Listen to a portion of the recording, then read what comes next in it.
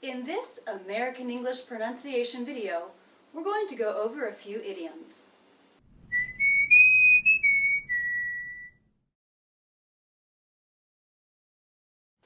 Today is October 31st. That's Halloween. A couple years ago I made a video on how to pronounce Halloween and showed some scenes from a Halloween party and all of my friends in costume. In the US, Halloween is a holiday in which little kids dress up in costumes and go around house to house and say trick or treat in order to get candy. Trick or treat. Are you noticing how I'm reducing the word or there to just the schwa R sound? Tricker. Tricker. Now, I've already made a video on how to reduce the word or. I do suggest you take a look at it. Trick or treat. Trick or treat. But sometimes even adults will dress up in costume. Now, I find this a little odd. I'm not quite sure why an adult would want to dress up to look like a scary person or a dead person. I personally never do it. Now, my friends are having a Halloween party this year, and I told them I was not going to dress up because I just think it's silly. And they said, Rachel, don't be a party pooper. So let's go over that idiom, party pooper. First, note that the T in party is a flat T. Now you know that because it comes after an R consonant and before a vowel. Party, party. Pooper. This is a two-syllable word. Stress is on the first syllable. It begins with the P consonant, the U vowel, poo, poo. Now, since that's the stressed syllable, make sure it has some shape in it. Poo, poo. The second unstressed syllable is the P consonant and then schwa R sound. Per, per, per. Now that's going to be flat and lower in pitch because it's unstressed. Party pooper. Party pooper. So what is a party pooper? A party pooper is someone who spoils other people's fun by not participating or by saying, oh, that's stupid, that's a dumb idea. So basically, that's me, because I'm going to a costume party and I'm not going to dress up because I just think dressing up is silly.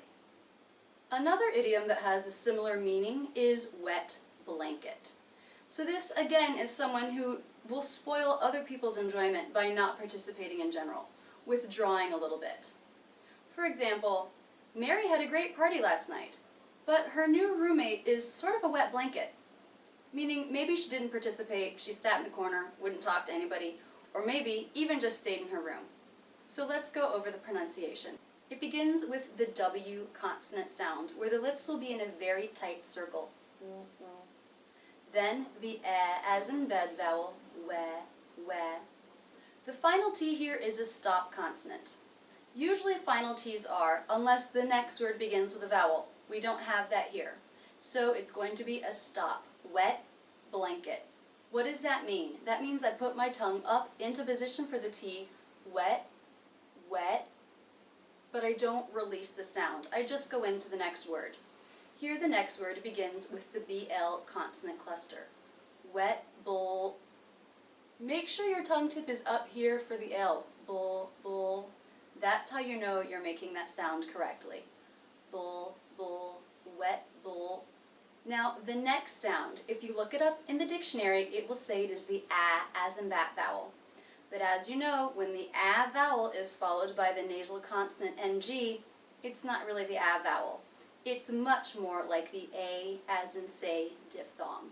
Belay, belay, blang.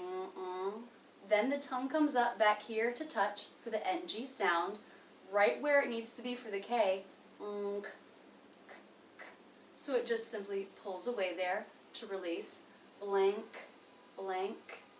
And finally, the schwa T sound in the unstressed syllable, blanket, blanket. Notice I'm not releasing the T at the end of blanket. Again, I'm making it a stop T. Blanket, wet blanket. And one last idiom with a similar meaning, stick in the mud. Again, this is someone who spoils the fun by not participating. Rachel, why don't you dress up for the Halloween party? It's a costume party!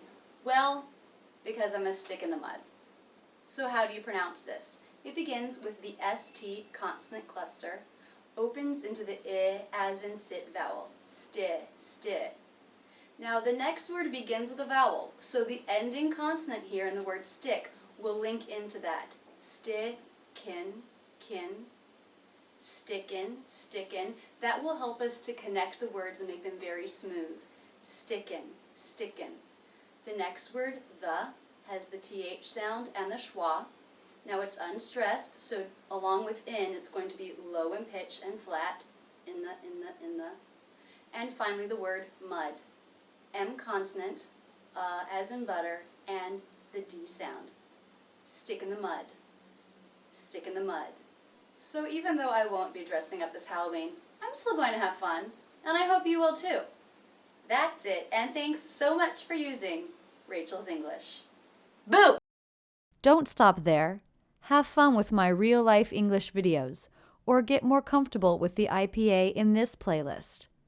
Learn about the online courses I offer, or check out my latest video.